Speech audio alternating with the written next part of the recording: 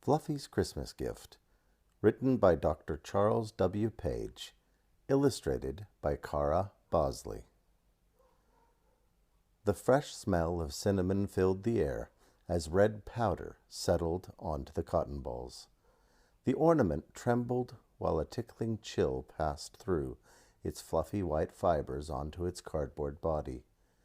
The feeling moved up its wooden spine, rattling the snowman's bottle-top hat. The snowman's eyes jiggled and then gazed into the face of a freckled, red-haired boy. The lad sniffed the cotton and whispered, You smell like cinnamon, and oh, you're soft. I'm Zach, and I'll call you Fluffy." The youngster grabbed Fluffy's popsicle spine, whisked him into the air, and twirled him around, making the snowman dizzy. Zach's blue eyes sparkled. "Mom, he smells wonderful, like your Christmas cookies." Kathy placed a cookie in her son's mouth, watching Fluffy swing. "How creative, Zach. Your snowman has everything. Shiny glitter and a hat that rattles.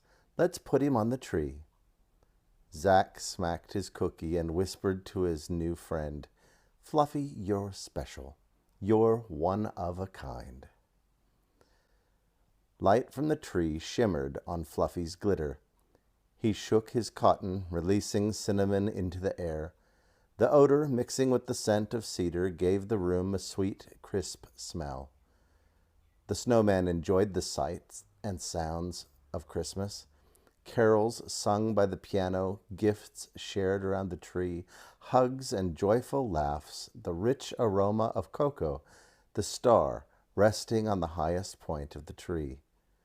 Fluffy gazed upward and dreamed of hanging by the star. "The view must be wonderful up there, and the starlight would make my glitter shine. Someday and somehow I'll rise to the top."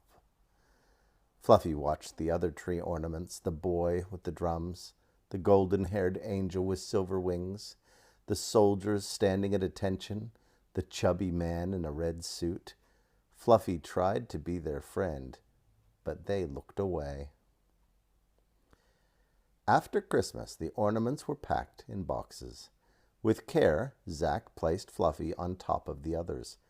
"Sweet dreams. I'll see you next year." As darkness filled the box, the decorations shared their Christmas stories and gossiped about Fluffy. "Ha! Look at Cinnamon Sticks. He's shaking. I think he's scared of the dark." "Ouch! Why is Cotton Balls on the very top? He's too heavy." When he heard their hurtful words, the snowman stiffened his spine. "Someday I'll get to the top of the tree." He ignored the grumbling, drifted off to sleep, and dreamed of hanging by the star.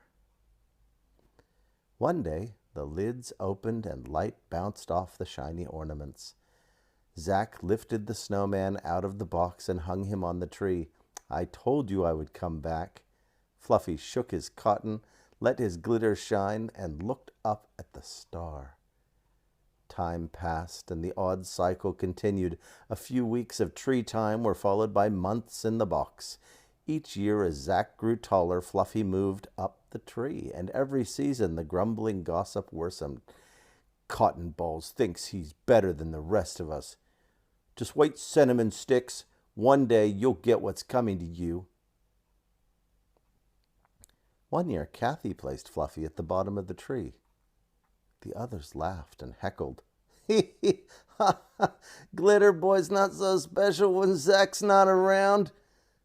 "Just wait, Cotton Balls. Soon Zach will grow up, then we'll see what happens." Angered by their words, Fluffy wiggled his string and slipped off the branch. He winced in pain when he thudded on the floor, cracking his wooden spine. Zach saw his ornament on the floor, picked him up, and hung him high on the tree. The angels, seeing Fluffy above them, turned their heads away, and the soldiers pointed their guns at Fluffy. The red-suited man furrowed his brow, his face flushing red with anger. The snowman scratched against the pine needles, thinking to himself, "They're jealous because they are made of plastic. I'm handmade with glitter and cotton, and I'm the first one to be taken out of the box and hung on the tree." That Christmas, Fluffy saw the piano top. He saw shepherds and men wearing fine robes kneeling around a baby. Thought Fluffy, the baby sleeps in a special box. Seeing the wise men's gifts, he rattled his hat. "Someday, little one, I'll bring you a special present." Something different happened that year. When Kathy removed the ornament, she stuffed Fluffy in the middle of the box, squeezing him in with the other decorations. When the lids closed, the ornaments grabbed his cotton and heckled, "Ha! Cinnamon Sticks isn't so special now. How does it feel, Glitter Boy, to just be another decoration like the rest of us?" Fluffy took courage. "I'm special. I know Zack will come back." Soon the lids opened again. Kathy pulled out decorations and placed them on the tree. The angels and soldiers latched onto Fluffy's cotton as they were pulled out of the box. They laughed and sneered as they ripped the snowman's cardboard. Pain surged through Fluffy's wooden spine.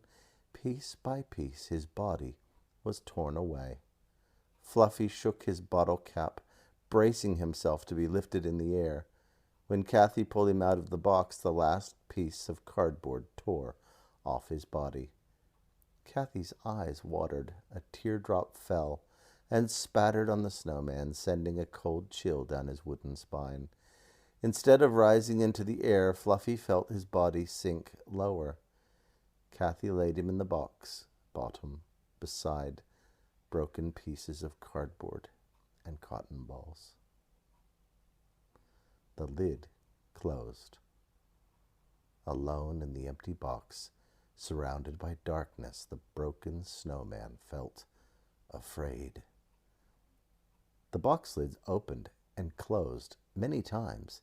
Each season, Fluffy watched the ornaments placed on the tree. He heard them jeer and laugh. "See you from the top, Cinnamon Sticks. Well, cotton balls, have fun in the box. Hee ha, Glitter Boy doesn't shine in the dark." Their words saddened Fluffy. He longed to feel pine needles against his spine. He remembered the times he shook his cotton, filling the room with cinnamon. In time, the snowman was forgotten. The bullies stopped their jeering and name-calling. In a strange sort of way, Fluffy missed the heckles. In the darkness, he dreamed of Christmas. "Top or bottom, I don't care. I want to be on the tree again." One Christmas, the box was placed under the piano. He tried to sleep, but happy sounds kept arousing him. Suddenly, the box shook, the lids opened, beams of light bounced off the glitter, a small hand reached down, grabbed Fluffy, and zipped him into the air. Fluffy soared around the room, trying to adjust his eyes. A woozy feeling moved through his spine, seeing a pigtail girl whisking him by the tree, making funny sounds. Meow. The black-haired girl showed her toy to a tall man dressed in a uniform. "Look, Daddy, it's an airplane. It's like the one you fly." Fluffy peered into the man's face, recognizing Zack. Sheepish grin. Zack's red hair, now speckled with gray, still had small curls. Zack snickered. "Well, I'll be. One eye is still hanging on, and there's his pop-top." Zack bent down and gave the stick frame back to his daughter. "Charlie, this is Fluffy. He's not an airplane. He's a tree decoration." Zack lifted Charlie on his shoulders. "This here, Charlie, you can hang him on the tree." Charlie placed the broken snowman right beside the star. "How's that, Daddy?" Zack stepped back and gazed at the tree. "That's perfect, sweetheart." Fluffy hoped the moment would never end. When Kathy dimmed the lights, the bright star shone through the room. Starlight glimmered over the manger. The baby slept with his face covered by a shadow. Fluffy gazed at the child and watched the wise men giving their gifts. Fluffy remembered his promise to the baby. I'm now at the top, and I have nothing to give." He sagged his wooden arms and looked away. For some reason, Fluffy gazed back at the manger. Puzzled, he noticed something had changed. Starlight beamed on the child again, shining in his eyes. How sad, Fluffy thought. The light will wake the child. Fluffy stretched out his broken arms, and the shadow lifted, shading the baby's face. And when he dropped again, lowering his arms, the shadow sank.